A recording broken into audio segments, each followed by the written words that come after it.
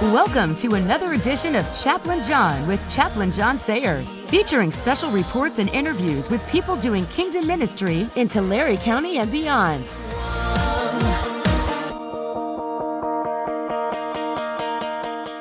And now, here's Chaplain John.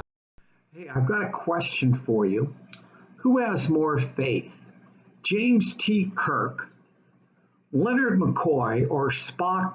Was that his first name or last name? But that's not the question. Who has more faith?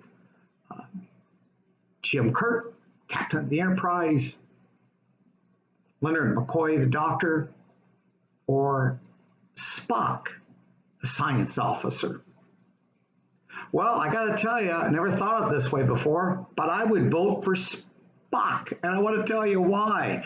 I'm actually reading a really interesting book right now called How to Live in Fear, and it's called Mastering the Art of Freaking Out, The Art of Freaking Out, and it's written by Pastor Lance Hahn, and I hope it'd be great to do an interview with him someday on this book. I'm not sure I can. He's a pastor of a big church. I got to hear him preach once, and one of the members of his church, they took me to his church up in Northern California, said, hey, they let me have his book, and I'm loving this book. But anyway, I got to reading this one section of his book, and I don't know, maybe, I don't think he had this in mind, but my mind works this way. He shared, this is on page 117 of his book. He says, I am wise enough to know that what I think isn't always right. That's good. Honest for a pastor, admit that.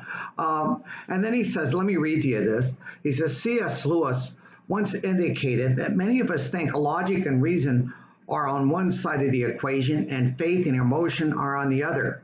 But that's not true. In reality, faith is based in logic. Facts are only what you have faith in the first place. And it's our emotions and passions that take us off the mark and distract us. In the same way, we can take comfort in what God says is true, whether or not we fully believe it. If God says we are ultimately safe, then we are, regardless of how we feel about it. Interesting. So I'm actually thinking that Spock has more faith because he's very logical, right? And I think he's right. So live long. I never can get my finger right. Live long and prosper. By the way, if you do have faith in Jesus, you'll live forever, and boy, will we prosper. Amen.